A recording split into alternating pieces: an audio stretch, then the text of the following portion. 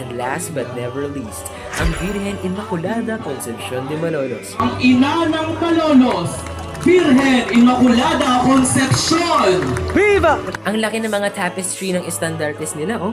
Gaganda rin ang damitan ng mga mananayaw natin. Sinundan ng umbraculum, which symbolizes the authority of the Pope over the Catholic Church. Itong bell naman ay ang tintinabulum, which symbolizes a minor basilica's special link to the Pope. Muli, ang marikit na reyna ng madla, Ang patrona ng ating diocesis, ang kalinis-linisang ina ng manunubos, Virgen Inmaculada Concepcion de Malolos! ipanalangin mo kami. Viva la Virgen! Viva! Viva la Virgen! Viva! Viva la Virgen! Viva! Mabuhay ang ina ng Malolos! Mabuhay!